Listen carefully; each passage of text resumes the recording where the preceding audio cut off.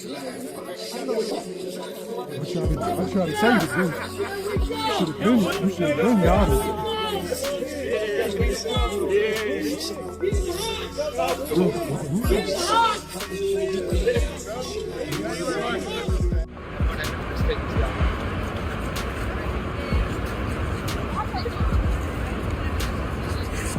Guys in the back, guys in the back, guys in the back. What round? What round does it finish? Taking those belts down the night, Xander. Alex, I'd like to do one more walk in after this if we can. Chaos erupted as Jaron Ennis and Xander Zayas nearly got into a fight at the recent press conference. Look, yeah, in the middle of camp at the moment, Xander Zayas only about a week or so away now at this point. Where are you at in camp at the moment? Have you had final spars? When did they happen? When do you start really tapering down? Well, yeah, we are like 12 days away, so we tapering down, just sharpening up the tools, just getting ready for fight night, and I'm excited to show the world my talent and to show the world I'm the best in the world. What is your favorite part and least favorite part when it comes to camp? I don't have any no bad parts about camp. I love camp all the way around, and my favorite part of camp is just for real, just everything. I love training, I love running, I love sparring, I love strength conditioning, whatever I gotta do, to get ready for the fight. I love it, because this is what I do. This is all I know. Listening to Jaron "Boots" Ennis talk, you get the feeling that he's already mentally living in a future where those belts belong to him. That's what stood out to me. How you doing, man? Steven with KOR Sports and Fight Hub TV, man. Just an enormous fight, brother. How are you feeling during this fight week? Feeling great, feeling tremendous. Ready to rock and roll. Can't wait, ready to put on a beautiful show and bring home this big knockout. How does Xander compare to, how is he different from some of your past opponents? Every fighter different. Everybody got their own style and their own abilities. But on Saturday night, we're going to be victorious and do what I do and get that win. Wow. Man, talk about sparring Canelo. Yeah. Just what did you learn about yourself? What did you learn about him in that sparring? I just, taking him from sparring Canelo, it was a great thing. He 70 fights in, and I was just, picking his brain, stealing different things, and putting it into my arsenal, and it was a great experience. Not the predictions, not the confidence, not even the talk about becoming undisputed. It's how casually he says it. Most fighters sound like they're trying to convince you. Boots sounds like he's reminding you. Do you prefer the idea of belts or big names? Which excites you more, or which route do you prefer?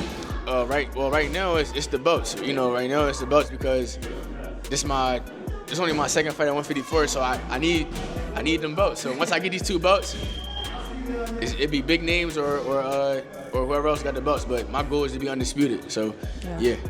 When people talk about this coming too soon for Xander, what do you make of those comments, and do you care about the fact that people say that for him? No, I don't really care. I'm locked on Tasky hand. That's him. I'm gonna get him up out of the way and do my thing, have fun, and bring back home them two belts, and then it's on to the next. We just one by one, we're gonna keep building one by one and show the world I'm the best in the world. When he says Xander Zayas has more tools than Virgil Ortiz, but still plans on bringing those belts home, that's a dangerous level of self-belief. And here's where it gets interesting, because I actually understand why some fans are uncomfortable with it. Boxing has a funny habit of humbling people the moment they start acting like the ending has already been written, yet Boots keeps leaning into it. I originally was supposed to be fighting Ortiz, and I was waiting. I thought it was done. After my fight, when I fought Lima, I thought the fight with him was done. I thought everything was locked in, and after he did his thing, I thought it was locked in or whatever, and things happened, and all they got whatever they got going on. But a bigger and a better opportunity came, and that's patience. That's patience, being patient, just sitting back and waiting, and now. I feel like it's just perfect time. Everything fall right into place, right at the right time. He's crossing names off posters, talking about future champions, future belts, future opponents, like he's already seen the script. Part of me laughs because that's either supreme confidence or the boxing version of submitting your exam before checking the last page. But then I remember something. Truly special fighters often sound crazy right before they look like geniuses. What also caught my attention is that Boots isn't spending much time arguing with critics anymore. When people say Xander hasn't faced anyone like him, he fires right back and says the same thing applies in reverse. That's a subtle point, but it's true. Because it was you that then went and said to Eddie, wasn't it? Yeah. Go and get me Xander. Yes, I say I told Eddie, I said, if we can't get Ortiz and we can't lock that in, I'm like, yo, go get me Xander, please. I'm like, please go get me Xander. And Eddie did his thing, and got me what I wanted. So do you think Xander Zayas is actually the harder test than Virgil Ortiz? I think he's a solid fighter. I say it's just a bigger fight because he got 2 belts. He got a WBO and a WBA. Virgil had a name, so I would say this fight is a little bit bigger because he got the 2 belts. I think he do have a little bit more tools to his game than Ortiz. He's a solid fighter, but come June 27th, them belts come back home with me. We keep talking about what Xander is stepping into while ignoring the fact that Boots is entering unfamiliar territory too. A young, unified champion, a hostile crowd, massive expectations, and 2 belts on the line. That's not a routine night at the office. Still, every road in this conversation keeps leading back to the same place. Boots genuinely believes he's the best fighter in the world. Not someday, not after a few more wins, but right now. And on June 27th, we'll find out whether that confidence was a prediction or a spoiler. Is that because you see what happens when people get these massive entourages? And Yeah, I just never been big on having a bunch of people hanging around me. Even when I was younger, I always had my 1, 2, 3, maybe 4 max people that I hang with every day or be around every day. yeah, tightest circle is where it operates. Tighter circle is safe, the safer circle. Yeah. Look, we'll get a prediction from you as well for how the fight with Xander Zayas is going to unfold. On June 27th, with me being victorious and me showing the world I'm the best in the world, and I'm gonna get a world big knockout. I'm gonna show them why I'm the best in the world, and I will be walking out of the Barclays Center with the WBO and the WBA, super welterweight titles around my shoulders and waist. And that's where the story starts getting really interesting. Because while Boots Ennis has been talking like a man who already sees those belts around his waist, Xander Zayas walks into the conversation with a completely different kind of confidence. Not louder, not more aggressive, just colder. What stood out to me immediately is that Xander doesn't sound like a fighter chasing a breakthrough moment. He sounds like a fighter who believes the breakthrough already happened and everybody else is just catching up. He knew that this is what I wanted, and they're like, let's do it. Why did you want it now? Because why not now?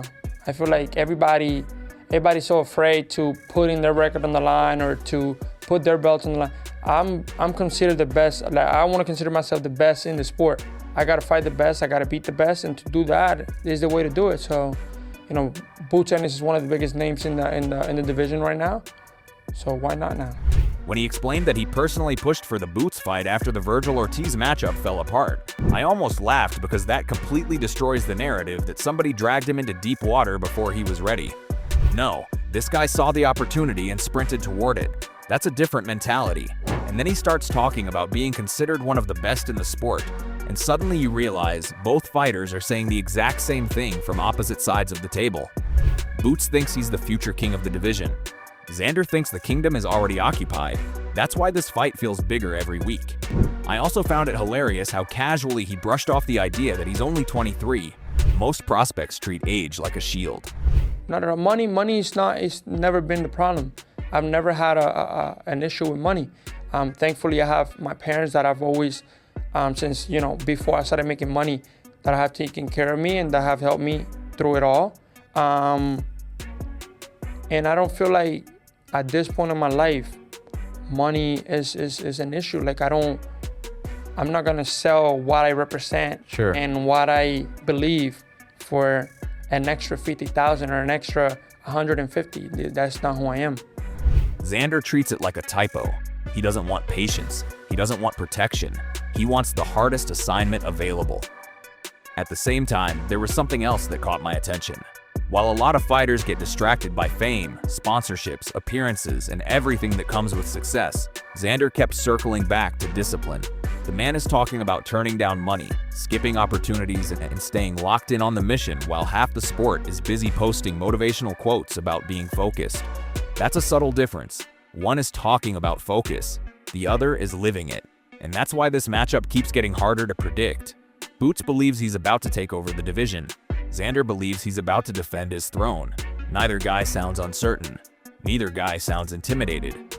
And when two undefeated champions start talking like destiny owes them the same future, somebody's reality is about to get interrupted on fight night. I mean, they came to me 3 weeks prior to the fight, and I told them, let's focus on the fight, let's win. Okay. And then we focus on everything else. Well, I'll go to the end of the world if you guys want me to, but I gotta win first. So the main priority for me is always go out there and do what I do, stay focused in what I have to do, because at the end, nobody takes the punches for me. Sure. At the end, nobody has to go through the stuff I gotta go through. It's only me. I gotta go through that motion. So I don't take anything for granted. I prepare myself to the highest standards. And that's what makes Tim Bradley's breakdown so fascinating.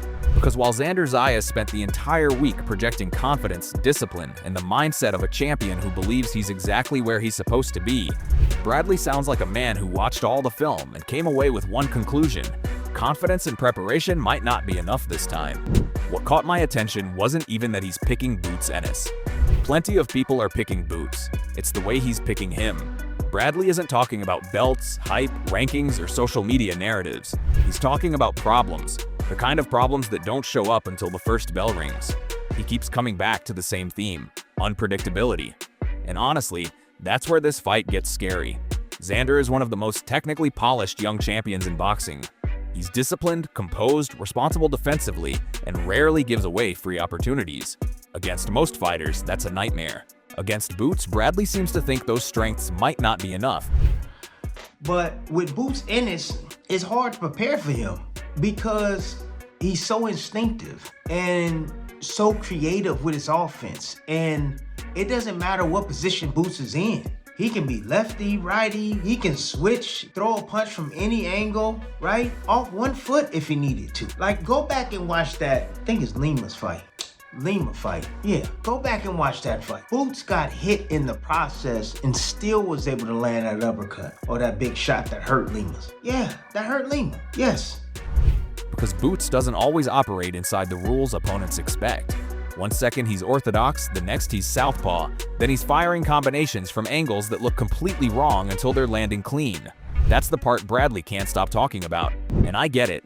We've seen great technicians struggle when a fight becomes less about memorized answers and more about real-time reactions. At the same time, I actually respect Xander more after hearing all this, because he isn't walking into the fight pretending it's easy. He's walking into it because he believes he's good enough anyway. That's a huge difference. Bradley even admits Xander is going to have moments, and that's what makes this matchup so compelling. But every road in his analysis keeps leading back to the same destination: speed, athleticism, creativity, power. Not one of those things by itself, all of them together. That's why Bradley sounds convinced this could be the performance that changes how people talk about Boots entirely. Xander sees destiny, Boots sees domination, Bradley sees a statement, and on fight night, only one version of the story survives. Yeah, Boots is ferocious. He's ferocious, man. I've been watching him all day long. I've been watching him. I watched Xander ass. I'm telling you, I put in a lot of time studying this shit, for real. And with that speed, that power, that athleticism, that Boots got, that IQ that he got, and the fact he can do it both sides, and he equal on both sides, just as deadly on both sides. Come on, man. Come on. Damn, Xander ain't got a damn chance. I love me some damn Xander, man. And that's where the entire conversation starts coming full circle, because while Tim Bradley spent almost his entire breakdown explaining why Boots Ennis' speed, creativity, and unpredictability could overwhelm Xander Zayas, the Inside the Ring panel starts asking a completely different question. What happens if this is the night potential finally becomes proof? That's what hooked me. Max Kellerman keeps coming back to the same idea. He isn't questioning Boots' talent, he's questioning the resume. There's a huge difference. He even compares Boots to Gervonta Davis, saying you can tell you're watching someone special almost immediately, but eventually the eye test has to meet the biggest stage. I actually like that debate because Gabe Rosado immediately pushes back from another angle. Gabe isn't dismissing Boots for a second, but he keeps reminding everyone that people are sleeping on Xander's boxing ability. That's important because too many fans are treating this like one-way traffic when Xander is a unified champion for a reason. I agree with you. If we wake up Sunday morning and Zayas won, it's because he outboxed him, but I think he's going to box aggressively. Even the movement that you talked about, I agree, is to keep Boots on the end of the punches if Zayas wins, which I don't think he's going to do. But if he does, it's because he stuck to technical boxing. Hit him at the right distance, used his combination, and Boots, for all the eye-popping, oh my God, did you see that, didn't stick to fundamentals as well, if Xander wins. Then Mike Coppinger jumps in and points out something I've been thinking myself. Both of these guys are still answering questions. Boots relies on athleticism and reflexes, while Xander relies on discipline and positioning. But neither has faced this exact level of pressure before. That's why this matchup feels so fresh. I even laughed when Max and Gabe started debating the famous Philly mentality. Max basically says Boots sometimes makes life harder than it needs to be because he enjoys entertaining, and Gabe immediately agrees, saying he's seen Boots take clean shots he never had to take. That's one of those tiny observations that can become a massive storyline on Fight Night. Meanwhile, Shady McCoy keeps bringing the conversation back to size, distance, and ambition, arguing that both men are chasing the exact same dream from opposite directions. And maybe that's the biggest takeaway of all. This isn't just about two undefeated fighters, it's about two futures colliding. If Boots dominates, the Crawford conversation gets louder than ever. If Xander shocks the world, the entire division gets flipped upside down. Either way, somebody leaves this fight as a champion, but somebody else leaves it as the new face of boxing. For me, it would be like, I knew how good Crawford was when he beat Spence, but I didn't expect him to beat Spence the way he beat Spence. And for me, when I saw that, I said, whoa, he's really that guy. Like, I knew he was that guy, but that was the win he needed. For me, if Boots beats Zayas in that fashion, it's like, okay, he's really that guy. And I can see that happening because he definitely has the ability. Yeah, I see Boots really doing it from the pocket. I see him standing right in the pocket and picking off Xander shots, counter-punching, being sharp, clean, counter-punching. I see that's the way he wins big. And there you have it, folks. Boots believes he's the future, Xander believes he's the present, and on Fight Night, only one of them can be right. Drop your prediction in the comments. Who wins and why? And yo, don't ever forget to like, share, and subscribe to Boxing Headquarters. See you in the next one.